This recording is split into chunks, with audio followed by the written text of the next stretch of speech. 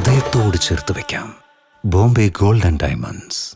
സുലേഖയെ അടിച്ചു വീഴ്ത്തിയതിനു ശേഷം വീടിന്റെ പിൻവശത്തു കൂടി കനോലി കനാൽ നീന്തി കടന്നു. പിന്നെ കർമ്മ റോഡിലേക്ക് നടന്ന് അവിടെ നിന്ന് പുഴയിൽ ചാടി പുറത്തൊരു കരയിലേക്ക് നീന്തി കയറുകയായിരുന്നു എന്നാണ് പോലീസിന് ലഭിച്ച വിവരം. പൊന്നാനിയിൽ ഭാര്യയെ തലക്കടിച്ച് കൊലപ്പെടുത്തിയ സംഭവത്തിൽ പ്രതി വീട്ടിൽ തെളിവെടുപ്പിനെത്തിച്ചപ്പോൾ അരങ്ങേറിയത് വൈകാരിക രംഗങ്ങൾ.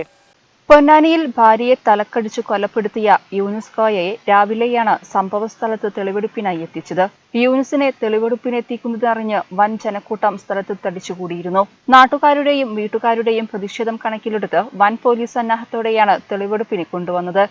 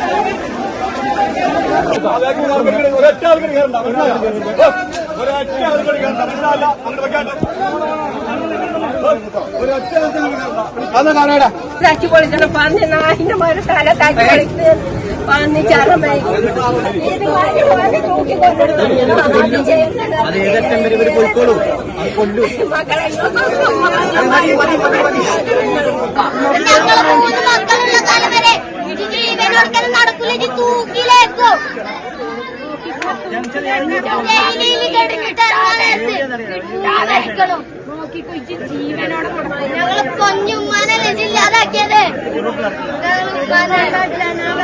ഞങ്ങൾ ഉമ്മാനെ കൊന്നതേ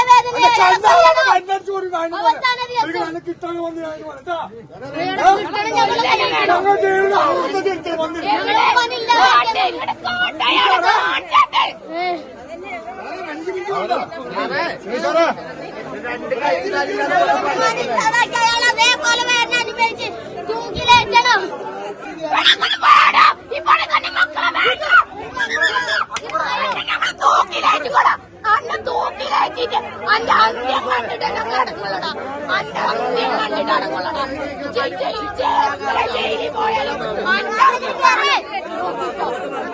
തെളിവെടുപ്പിനിടെ കൊലപാതകത്തെക്കുറിച്ച് പ്രതി വിശദീകരിച്ചു. കൊല നടത്തിയ രീതിയും തുടർന്ന് രക്ഷപ്പെട്ട രീതിയും യൂനുസ് പോലീസിന് വിശദീകരിച്ചു നൽകി.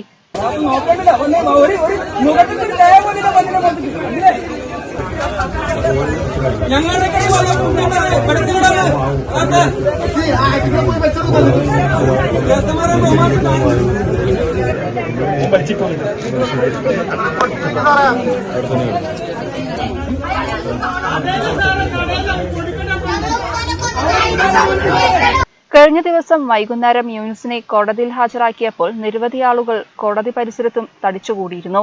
കഴിഞ്ഞ ദിവസം രാവിലെയാണ് യൂനുസിനെ ഹൈദരാബാദിൽ നിന്ന് അറസ്റ്റ് ചെയ്ത് നാട്ടിലെത്തിച്ചത്. പ്രതിയുടെ നീക്കങ്ങളെല്ലാം നിരീക്ഷിച്ച് വിദഗ്ധമായാണ് അറസ്റ്റ് രേഖപ്പെടുത്തിയത്. കൊലയ്ക്ക് ശേഷം ഹൈദരാബാദിലേക്ക് രക്ഷപ്പെട്ട പ്രതി അവിടെ സ്ഥിരതാമസമാക്കാനായിരുന്നു ലക്ഷ്യം. ദിവസങ്ങളോളം ഭാര്യയെ നിരീക്ഷിച്ച ശേഷം കൊലപ്പെടുത്താൻ ഉറപ്പിച്ചാണ് വിദേശത്തു നിന്നെത്തിയത്. കൊലയ്ക്ക് ശേഷം പരിചയമുള്ള വഴിയിലൂടെ രക്ഷപ്പെട്ടുപോയി. തിരൂരിൽ നിന്ന് ട്രെയിൻ മാർഗം കോയമ്പത്തൂരിലേക്കും അവിടെ നിന്ന് ഹൈദരാബാദിലേക്കും രക്ഷപ്പെടുകയായിരുന്നു. കുടുംബവഴക്കിനെ തുടർന്ന് വ്യാഴാഴ്ച രാത്രി 8:30യോടെയാണ് പൊന്നാനി ജയം റോഡ് വാരിപ്പറമ്പ് സ്വദേശി ആലുങ്ങൽ സുലൈഖ ക്രൂരമായി കൊല്ലപ്പെട്ടത്. സുലൈഖയെ നെഞ്ചിൽ കുത്തിയും ഇരുമ്പുവടി കൊണ്ട് തലക്കടിച്ചും കൊലപ്പെടുത്തുകയായിരുന്നു. യൂനുസ് കോയയുടെ സംശയരോഗമാണ് കൊലപാതകത്തിൽ കലാശിച്ചത്.